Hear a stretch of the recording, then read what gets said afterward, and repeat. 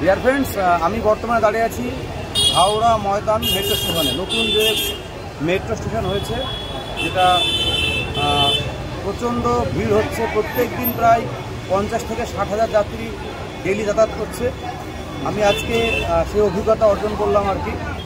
স্প্ল্যানেড থেকে হাওড়া ময়দান মধ্যে আসলাম, আবার হাওড়া ময়দান থেকে স্প্ল্যানেড যাবো আর কি। আর সবথেকে ভালো অনুভূতি হচ্ছে এই টোটাল মেট্রোটা গঙ্গার তলা দিয়ে যাচ্ছে। যখন গঙ্গার তলা দিয়ে যাচ্ছে তখন একটা ব্লু আলো জ্বলছে। যতটুকু সময় মেট্রো আন্ডার ওয়াটার, ভারতের প্রথম আন্ডার ওয়াটার মেট্রো এটা আর কি। জলের তলায় মেট্রো ইন্ডিয়ার মধ্যে প্রথম, এবং সত্যি কলকাতার জন্য গর্ব ফিল করছে আর কি। তো এই জন্য প্রচুর ভিড়। অনেক লোক এমনি নর্মালি যারা ডেলি প্যাসেঞ্জার তারা তো আসছে, প্রচুর লোক উৎসাহ আনন্দের সঙ্গে দেখতে আসছে, নতুন অভিজ্ঞতা এক্সপিরিয়েন্স করতে আসছে। সেই জন্য প্রচণ্ড ভিড়। আমিও আজকে প্রচণ্ড ভিড় পেলাম আর কি। টিকিট কাটা দীর্ঘ লাইন, এবং মেট্রোতেও প্রচণ্ড ভিড় আর কি। তো এটা দুদিকে মেট্রো স্টেশন, হাওড়া ময়দান এই পাশে একটা, মেট্রো আছে। আর এখান থেকে প্রথমে তারপরে হাওড়া স্টেশন যাচ্ছে, হাওড়া স্টেশন থেকে মহাকরণ, মহাকরণ থেকে স্প্ল্যানেড। আর সেই স্প্ল্যানেড থেকে পরবর্তীকালে চালু হবে কলকাতা শিয়ালদা স্টেশন থেকে ফুলবাগান হয়ে সল্টলেক স্টেডিয়াম থেকে আপনার সিটি সেন্টার হয়ে করুণাময়ী হয়ে একদম সেক্টর 5 পর্যন্ত এই রুটটা হবে। এটাতে গ্রিন মেট্রো নামে পরিচিত। তো দেখতে পাচ্ছি লোকের মধ্যে প্রচণ্ড উৎসাহ আছে, এগুলো আছে আর কি।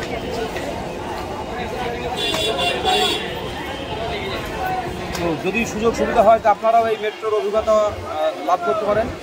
এরকম বিশাল কিছু না, নর্মাল যে মেট্রো মেট্রো একই মেট্রো, কিন্তু ভেতরের যে মেট্রো সাজসজ্জা বলুন একদম পুরো আধুনিক, একদম মনে হচ্ছে বিদেশের কোনো মেট্রো চাপছে।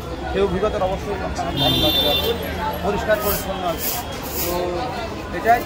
আর কিছু ছবি আমি ভিডিওতে দিচ্ছি, ভিতরে ছবি আর কি। যদি ভালো লাগে তাহলে আপনারা দেখবেন আর কি। ধন্যবাদ।